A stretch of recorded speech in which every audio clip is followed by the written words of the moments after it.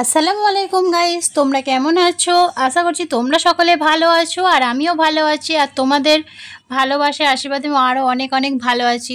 তো গাইস, আজকে আমি যাচ্ছি এখন ডক্টরের কাছে। আর আমার যে দাঁতে আরসিটি করেছিলাম, আজকে আমার থার্ড সিটিং হবে। তো সেই জন্যেই যাচ্ছি ডক্টরের কাছে। আর তো কালকে হতো, বাট কালী পুজো আছে, তো সেই কারণে ডক্টরের যে চেম্বার আছে ওই সামনেই কালী পুজো হবে। সেই কারণে আজকে আমাদের ডেকে নিল ফোন করে, তাই চলে আসলাম।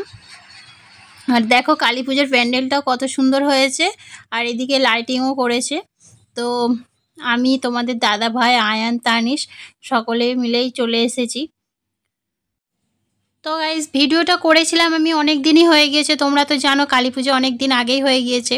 তো আমার কিছু সমস্যার কারণে আমি ভিডিওটা তোমাদের আপলোড করতে পারি না। তো আমার শরীর খুবই খারাপ হয়ে গিয়েছিল, তো সেই কারণে আমি কোনো ভিডিও দিতে পারি না। আর তাই একটু দেরি হয়ে গিয়েছে। তো শরীর খুবই খারাপ, আমি বাড়িও ছিলাম না, খুবই অসুস্থ হয়ে গিয়েছিলাম। তো সেই জন্যেই আজকে দেরি হয়ে গিয়েছে। আর তো এখন থার্ড সিটিং করতে চলে এসেছি। তো তো বন্ধুরা, আমি তোমাদের দিদি ভাইয়ের হাজব্যান্ড। তো ওর রিকোয়েস্টে আমি এই কথাটা বলছি। এই যে দাঁতের ডাক্তারখানাটা, এর অ্যাড্রেসটা দিয়েছিল আমার মেজদা।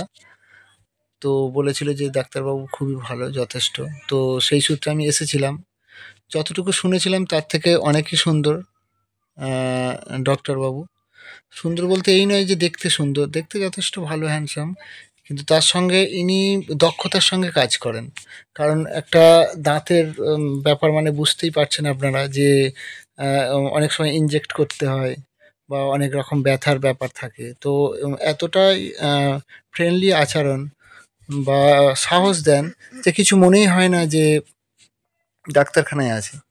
কারণ ইনি এতটাই দক্ষতার সঙ্গে কাজ করেছেন যে তোমাদের দিদি ভাইয়ের আর কি, ওর যে দাঁতের পজিশনটা হয়ে গিয়েছিল, একটা মাঝখান থেকে দাঁতটা ইনজিওর হয়ে গিয়েছিল।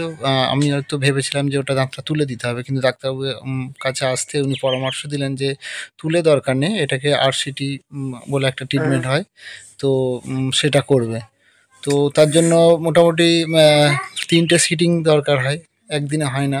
তো ফার্স্ট ডেতে ইনজেক্ট করতে হয়। আর তোমার যে দিদিভাই, ও ইঞ্জেকশনে প্রচুর ভয় পায়। আমি ওটা নিয়েই টেনশন ছিলাম যে কি হবে, কিন্তু ডাক্তারবাবু তার তৎপরতার সঙ্গে বা উনি সাহস দেওয়ার মাধ্যমে ও দেখলাম যে ওই ভয়টা কাটিয়ে উঠেছে, এবং প্রথম দিনে ইঞ্জেকশন দেওয়া হলো এবং যা করণীয় সেগুলো করার পরে করলাম। তো আমি যারা আমাদের এই নুঙ্গি, মহেশতলা, চটা, আকড়া, এই সমস্ত এরিয়ার মধ্যে আছেন আপনারা, যারা দাঁতের সমস্যায় ভুগছেন। আমি তো এটা কোনো প্রমোশনাল ভিডিও নয় যে ডক্টরবাবু বলেছেন, এমন ব্যাপার নয়। আমি আমার নিজস্ব পার্সোনাল অভিজ্ঞতা থেকেই বলছি যে আপনারা আসতে পারেন। এর অ্যাড্রেসটা হলো আমাদের বাটার মোড়, যেখানে সম্প্রীতি ফ্লাইওভার শেষ হচ্ছে, ওখানে এসে আর কি ডান দিকে, মানে আমাদের নুঙ্গি থেকে বেস ব্রিজের দিকে মুখ করে ডান দিকে, যেখান থেকে ফ্লাইওভার স্টার্ট হচ্ছে, ডান দিকের গলিতে ঢুকে গিয়ে ওই যেখানে উজ্জ্বল পাটনায়ক ডাক্তারবাবু বসেন, ওর ঠিক পাশে অপোজিটেতে ওই ডাক্তারবাবুর ক্লিনিকটা আছে। তো এখানে আপনারা আসতেই পারেন। আশা করছি আসলে আপনারা ফল পাবেন।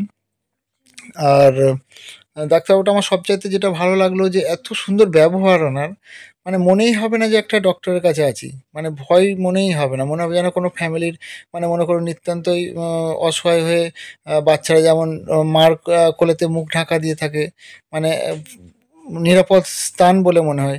ডক্টরবাবুটার সঙ্গে তেমন, যখন ইঞ্জেকশন দিচ্ছে ভয় পাচ্ছে বলে আমার ওয়াইফ, তো তাকে বোন বোন করে এত সুন্দরভাবে আচরণ, যে মানে অমায়িক, আমি তো মুগ্ধ। তো আশা করছি আপনারাও মুগ্ধ হবেন। আপনারা যদি এই ধরনের সমস্যায় ভোগেন, আসতেই পারেন ডাক্তারবাবুর কাছে। আর ডাক্তারবাবু যারা গরিব অসহায় আছে তাদের কাছ থেকে মোটামুটি যদি মনে করেন, অনেক সময় চার্জও কম নিয়ে থাকেন। খুব সহৃদয় ডাক্তারবাবু, আপনারা আসতে পারেন। আর যদি বলেন তো ডাক্তারবাবুর নাম্বারটাও আমি দিয়ে দেবো ডিসপ্লেতে, সেখান থেকে ফোন করে কীভাবে কী আসতে হবে ওনাতে জিজ্ঞাসা করে নিতে পারেন। যাই হোক, অনেক কথা বললাম। কোনোদিন বলি না আপনাদের এই এতে দিদিভাইয়ের চ্যানেলে। ও বললো যে একটু বলে দাও, তো বললাম। তো এখন এবারে যা বলবে তোমার দিদিভাই বলবে তোমাদের। তো গাইস, এত ভিড় আর এত দোকানপত্র কিসের জানো এটা?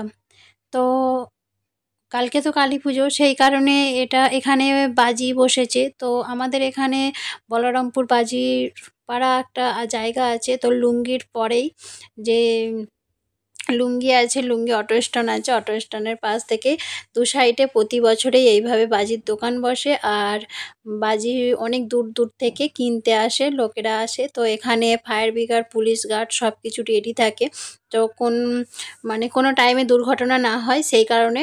যদি হয়ে থাকে তাড়াতাড়ি সেটা রিকভার করতে পারবে, সেই জন্যে এখানে সব কিছুই ব্যবস্থা রেডি থাকে।